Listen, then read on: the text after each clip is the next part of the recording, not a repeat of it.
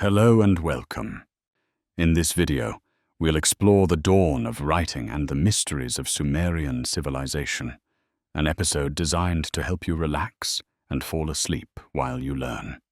Stick until the end. The last 5 minutes reveal amazing hidden facts few have ever heard. Settle in, close your eyes, and let's begin. In the quiet cradle of time, far before the pyramids rose or the empires of Rome cast their shadows, there stood the first great chapter of civilization, Sumer. A word that drifts through the winds of antiquity, evoking the image of cities built from mud and dreams.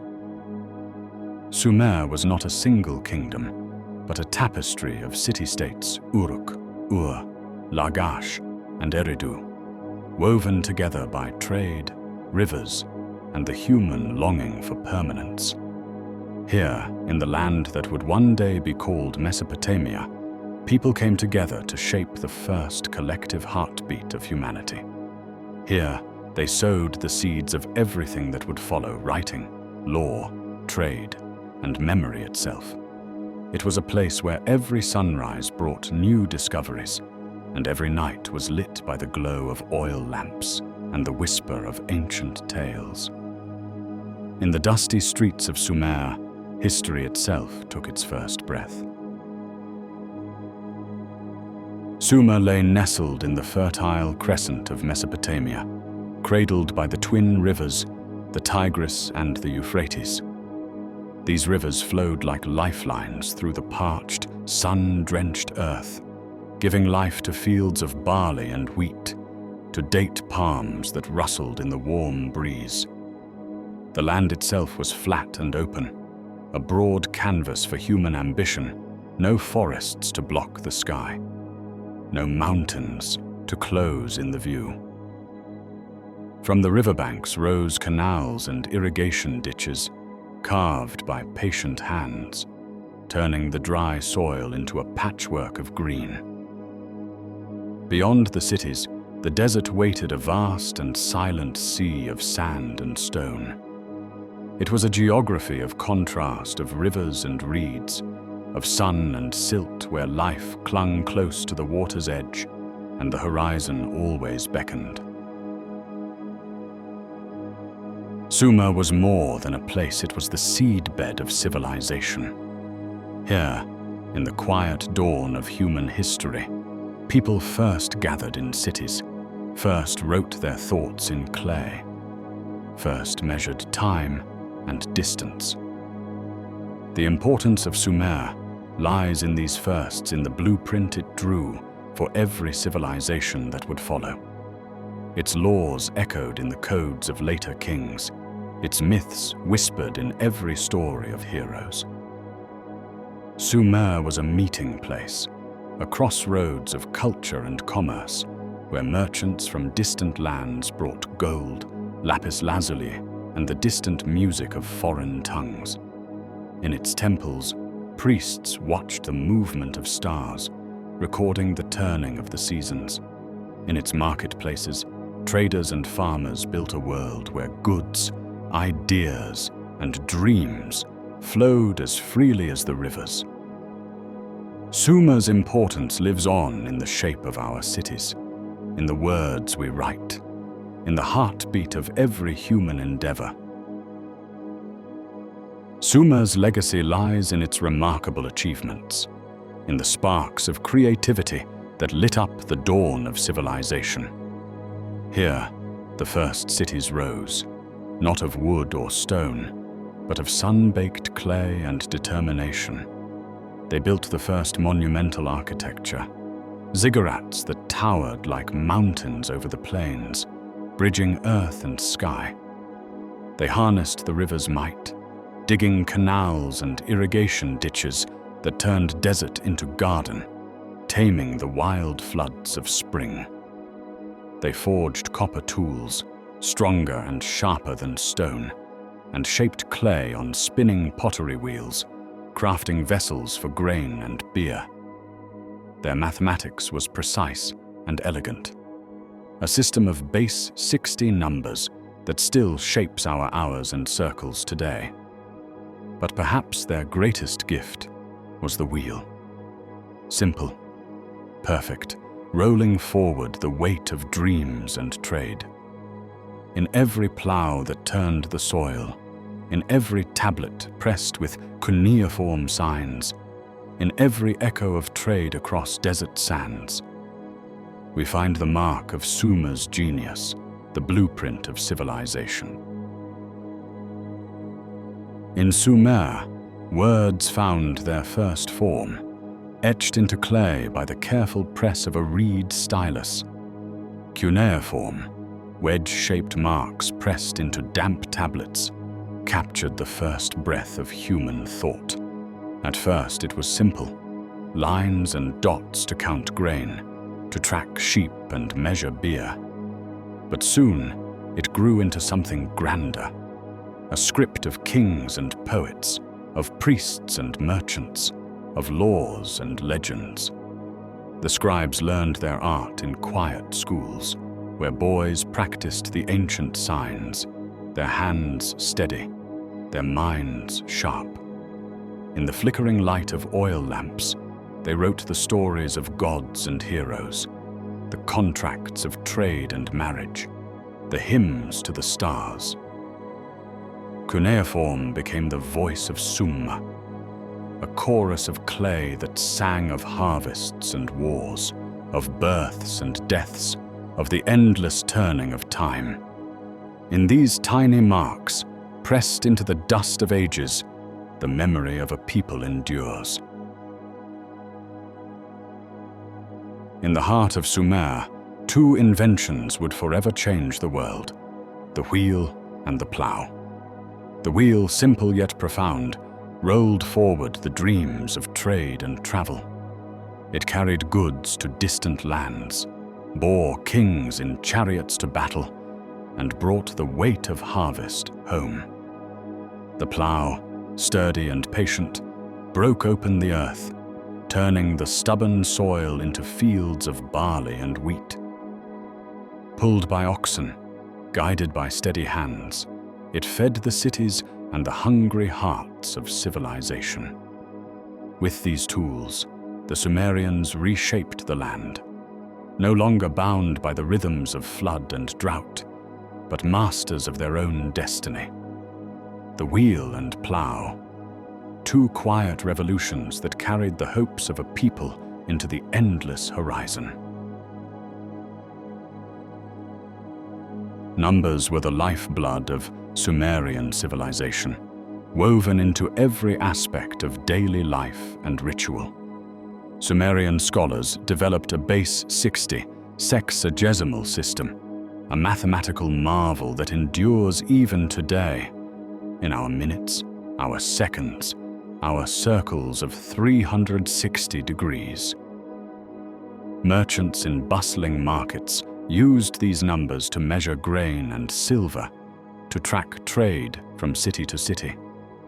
Farmers marked seasons with careful calculation, watching the moon's cycles to predict floods and harvest times. Calendars arose from these observations, simple yet powerful tools to map time itself. 12 lunar months carved the year, while festivals and feasts kept the rhythm of the seasons. In clay tablets and in star-strewn skies, the Sumerians found patterns, mathematical harmonies that echoed across centuries. By learning to count, they learned to prattle, forever weaving numbers into the heart of civilization. The cities of Sumer stood as independent realms, each a bustling city-state, bound by the rivers and driven by ambition. Uruk, Ur, Lagash. Each city with its own ruler, its own walls, its own dreams of power. They traded and fought, allies one day, rivals the next. Yet they shared a culture, a common heritage etched in clay tablets and sung by poets. Society in Sumer was carefully ordered. At the top, Priests and kings wielded authority, guarding the temples and leading the armies. Farmers tended fields in the floodplains, while artisans shaped pots and jewelry, trading skill for sustenance. From the smallest clay house to the grandest ziggurat, the people of Sumer found identity and purpose in the life of their cities. Together, they built a world where each stone laid, each word written, brought them closer to the promise of civilization. In Sumer, religion was woven into every breath, every field tilled, every market bartered. The Sumerians believed in a multitude of divine forces, each shaping their lives like the flow of rivers. Temples rose at the heart of every city, towering structures of mud brick that reached toward the heavens. These were places of ritual, where priests tended offerings and read omens in the stars. The Sumerians' myths reflected their search for meaning. Tales of creation, of floods and heroes, of gods and spirits that governed fate. But these stories were not about worshipping blindly. They were echoes of wonder, a way to explain the mysteries of life and the power of nature. Though their gods are no longer known as truth, the Sumerians' reverence for the forces of the world speaks of a people who saw beauty in the unknown and sought answers in the silence of the sky. At the heart of Sumerian cities stood the Ziggurats, stair-stepped temples rising above the plains like sacred mountains. These monumental structures were built of mud brick and bitumen, layer upon layer, testament to human skill and collective effort. Ziggurats were more than architectural marvels. They were gathering centers that linked them to their spirits. Priests climbed their heights to perform rituals and to bring offerings to the ones whom they worshipped. Surrounding these towers were temple complexes, storerooms of grain, places of learning, and sanctuaries of music and prayer. Here, community and spirituality intertwined, binding the Sumerians in a shared purpose.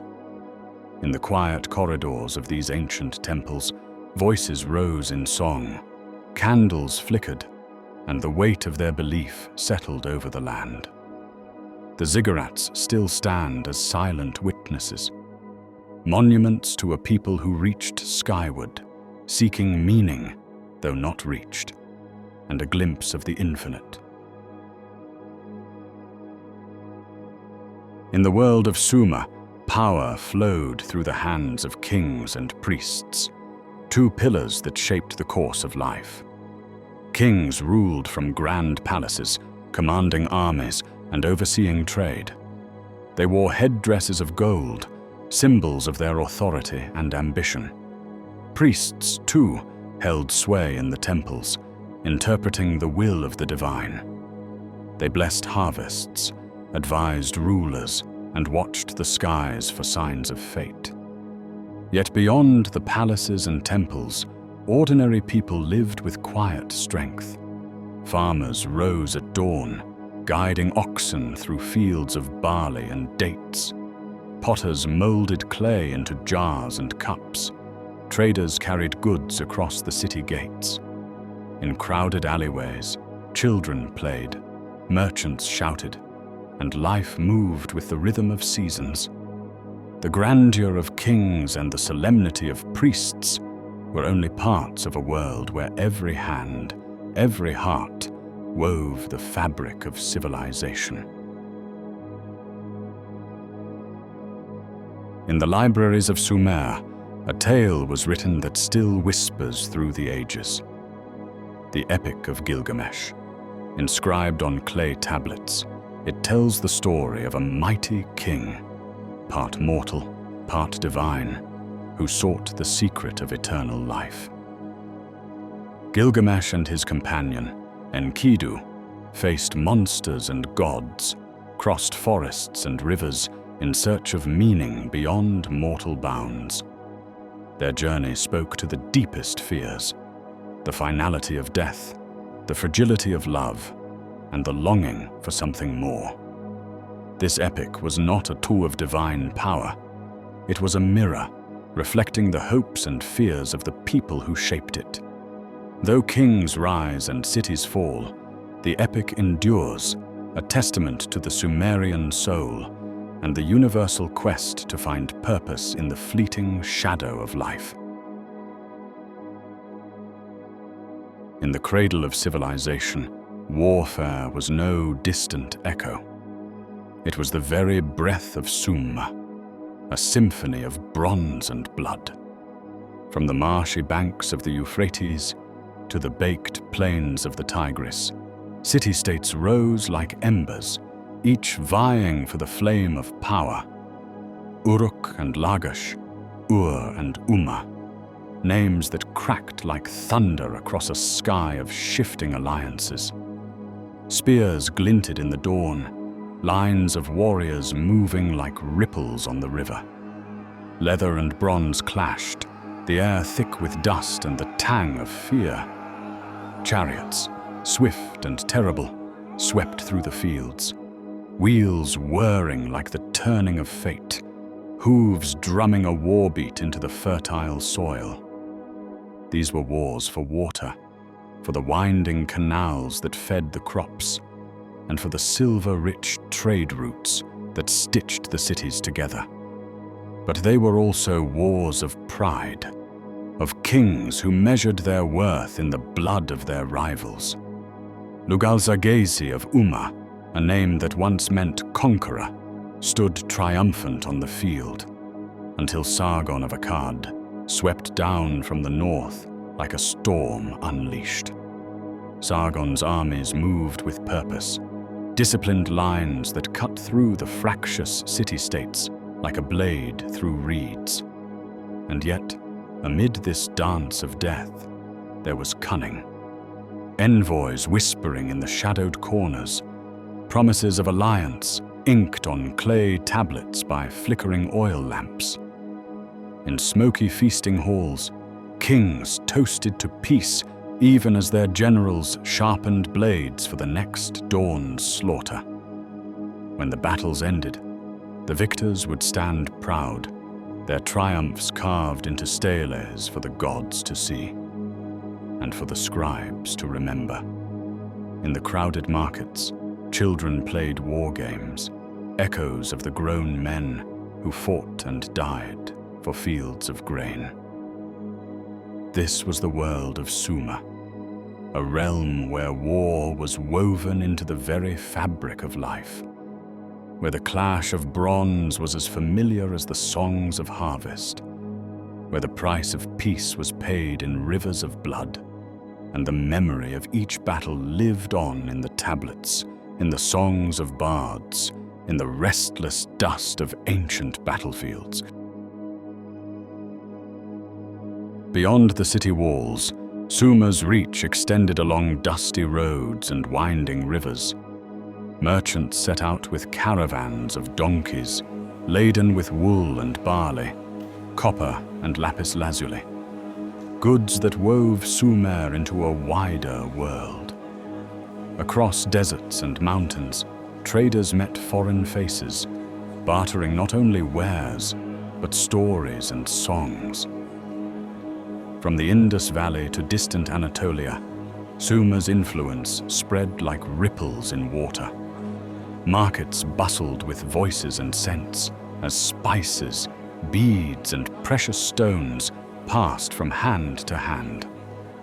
Through trade, the Sumerians absorbed new ideas, innovations in craft, recipes for feasts, echoes of distant beliefs. In every exchange, the cities of Sumer found a mirror, a reflection of themselves in the world beyond. Trade was not just commerce, it was a bridge linking cultures, and a promise that even in ancient times, the world was never small. Even the greatest cities can be undone by time and tide. For Sumer, the fall came slowly. like a river carving away its banks. Internal strife weakened the city-states as rulers turned from allies to rivals. Warfare sapped their strength, and shifting alliances left them vulnerable to forces beyond their walls. Nature, too, played its part. Rivers that once gave life shifted course, leaving fields parched and harvests meager. Invaders from the north, the Gutians, swept in like a storm, toppling kings and disrupting trade. Yet even in decline, Sumer's spirit did not vanish. Its cities faded, but its knowledge endured, carried in clay tablets, echoing in the memories of those who followed. The fall of Sumer was not an end, but a turning, a chapter in the story of human civilization.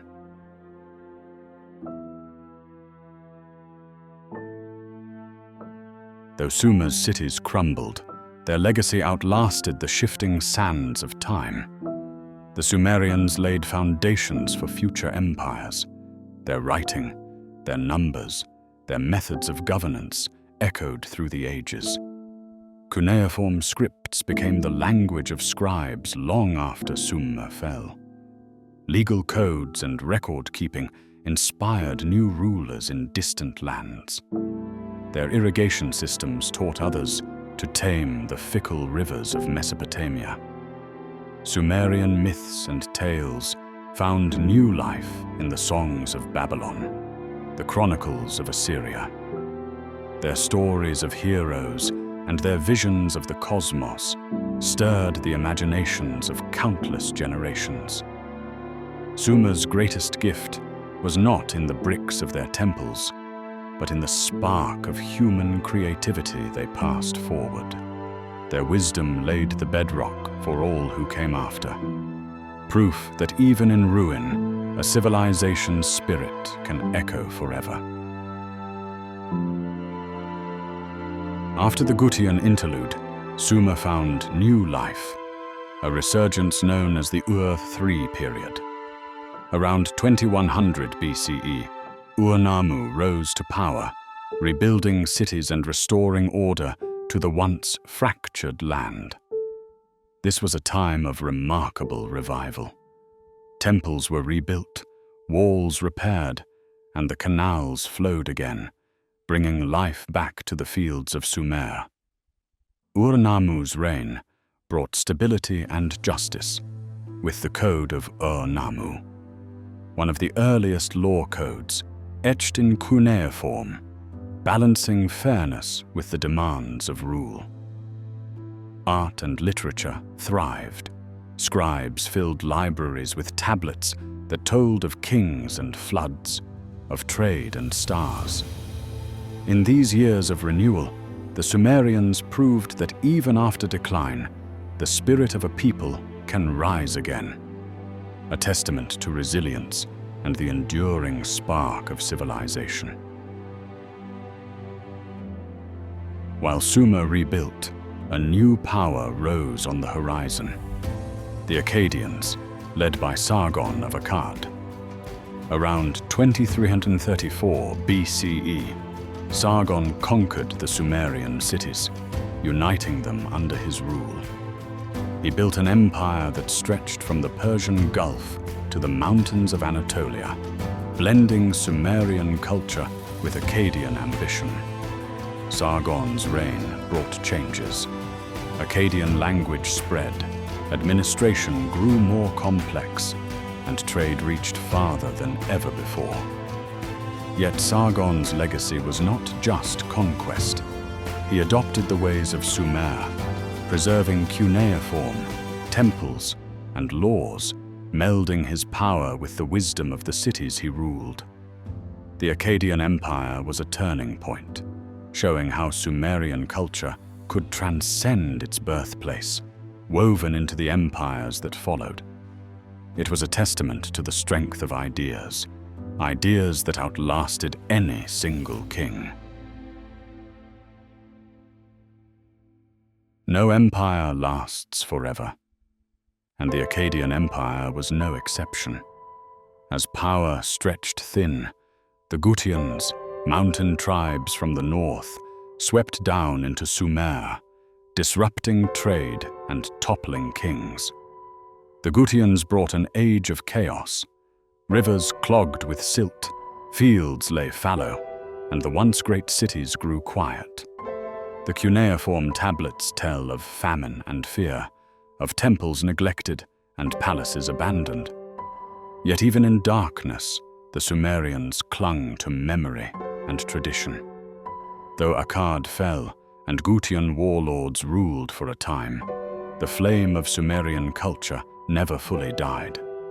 In the ruins of Uruk and the silent halls of Ur, scribes still pressed reed to clay, keeping the old stories alive. And from these ashes, Sumer would rise again, proving that no conqueror could ever truly erase the soul of a people. In the wake of the Gutian chaos, Sumer rose once more, a final chapter known as the Ur-III revival. Ur-Nammu and his son Shulgi led this renaissance, restoring order and breathing life back into ancient cities. Temples were repaired, canals dug anew, and the Ziggurats of Ur stood proud against the horizon. Under Shulgi's reign, scribes recorded poetry, merchants renewed trade, and art flourished like a spring after winter's drought. The Earth-III kings sought to unite Sumer, binding city-states under their rule.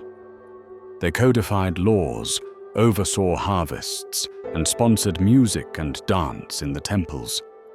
It was a time of fleeting brilliance, a final flowering of Sumerian culture before new empires rose. But in these last years, the spirit of Sumer shone bright, a beacon of human resilience and the eternal dream of civilization. The Sumerians looked beyond the daily toil, gazing at the stars and wondering what lay beyond the night sky. In their temples, priests and scholars charted the heavens, tracking the moon's cycles and the wanderings of Venus. They saw the patterns of the cosmos, the wheel of seasons, the pulse of the years. Sumerian astronomers crafted simple calendars, aligning time with the sowing of fields and the festivals of the gods. They measured the shadows of the sun, laid out the stars in clay tablets, a language of the universe that spoke to their minds. Their curiosity drove them to understand the world's mysteries, from counting grain to tracing constellations. In every number counted, in every star named, the Sumerians reached for something beyond themselves, a glimmer of the infinite etched in the clay of their world. Sumer's cities were never islands. Their influence reached far beyond the banks of the rivers. Trade caravans wound like threads of silk, linking Sumer to lands of mountains and sea. Merchants carried barley and wool, copper and silver, from city gates to distant valleys, to Elam in the east, to Anatolia in the north, and even to the Indus Valley beyond the horizon. In bustling markets, foreign spices mixed with local incense, and lapis lazuli gleamed in the dusty sun. Goods changed hands, but so did ideas, songs and stories, craft and ritual. Sumerian culture seeped into these distant lands, and in return, new words, new tools found their way into Sumer's daily life. Trade was more than commerce. It was a bridge that carried Sumer's legacy to every corner of the ancient world. Now, let's dive into the whispers of history.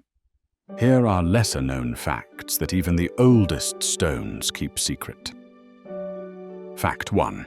In the world's oldest recorded customer complaint, a Sumerian merchant named Nani wrote to his supplier, Ea-Nasir, around 1750 BCE, demanding repayment for poor-quality copper ingots.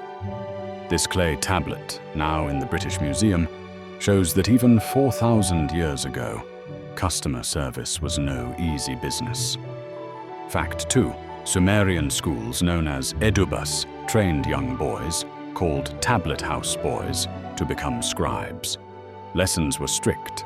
Students had to memorize hundreds of cuneiform signs, and if they failed, they were disciplined with a cane by the schoolmaster. Fact 3. In the temples, astronomer priests carefully recorded celestial movements. They noticed Venus's 8-year cycle, laying the groundwork for future astronomical study and hinting at an early sense of mathematical precision in observing the heavens. Fact 4. The Sumerians created early forms of accounting using clay tokens, small shapes that represented quantities of goods, long before written numbers. These tokens were stored in clay envelopes called bullae, precursors to the first ledgers.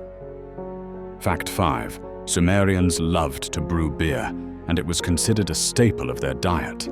In fact, one of the earliest known recipes is a hymn to Ninkasi that doubles as a step-by-step brewing manual, showing that the art of beer making was sacred and social.